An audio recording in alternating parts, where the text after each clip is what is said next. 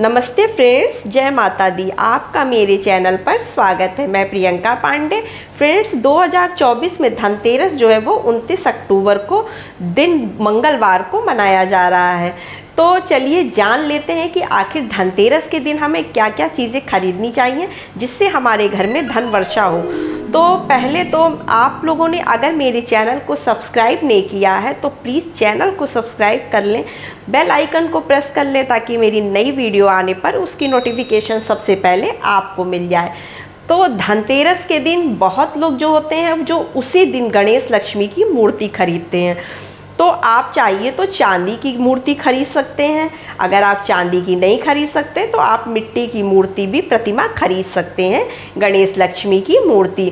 तो गणेश लक्ष्मी की मूर्ति में मैं सबसे पहले बता देना चाहती हूँ कि किसी तरह का चुनाव नहीं किया जाता है, चाहे वो चांदी की हो चाहे वह मिट्टी की हो, क्योंकि हम बार बार मूर्ति को देखकर उसको छोड़ना नहीं चाहिए। एक बार आप कोई भी मूर्ति दूर से पसंद कर लीजिए और आपको जो मूर्ति अच्छी लग रही है, अगर वो खंडित नहीं है या किसी तरह का उसमें कोई डिफेक्ट नहीं है, तो आप वो मूर्ति खरीद लीजिएगा। तो ये ज़रूरी बात आप ज़रूर याद रखिएगा कि हमें मूर्तियों का चुनाव नहीं करना है। तो जिनके घर अगर धनतेरस के दिन आती हैं लक्ष्मी गणेश की मूर्ति वो लें। जिनके घर, बहुत से लोग ऐसे हैं जिनके घर दिवाली के दिन गणेश लक्ष्मी की मूर्ति ली जाती है। हमारे यहाँ भी गणेश लक्ष्मी की मूर्ति दिवाली के दिन ली जाती है। तो आप अपने यहाँ का देख लीजिएगा आपके यहाँ किस दिन लिया जाता है। और इसके बाद जो दूसरी ज़रूरी बात हमें क्या ध्यान रखनी कि हमें उस दिन क्या क्या सामान खरीदने चाहिए। तो उस दिन हम सोने चांदी का सामान खरीद सकते हैं।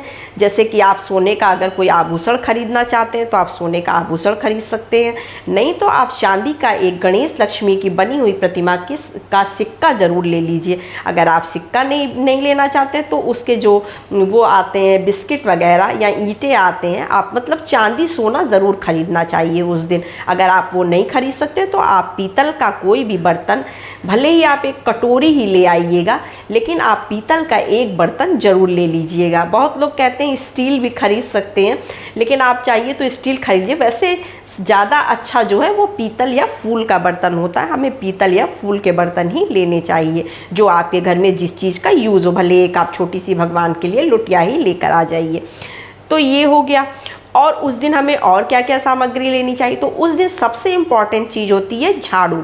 झाड़ू को जो है वो लक्ष्मी जी का प्रतीक माना गया, इसलिए आप झाड़ू जरूर ले आइएगा अपने घर में।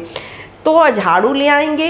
नमक जो कि कोई भी नमक तो कोई भी इंसान खरीद सकता है, उसमें कोई दिक्कत भी नहीं है। आप नमक का एक छोटा सा पैकेट, अगर बड़ा नहीं तो आप छोटा सीधा नमक ही ले लीजिए। कोई भी नमक आप अपने घर में, कोई भी मतलब सादा सॉल्ट हो या फिर सेंधा नमक हो, इस तरह का नमक भी आप अपने घर में ज़रूर लाइएगा। इससे भी पैसे में बरकत होती है। और आपको क्या लाना है, धनिया लाना है, खड़ा धनिया।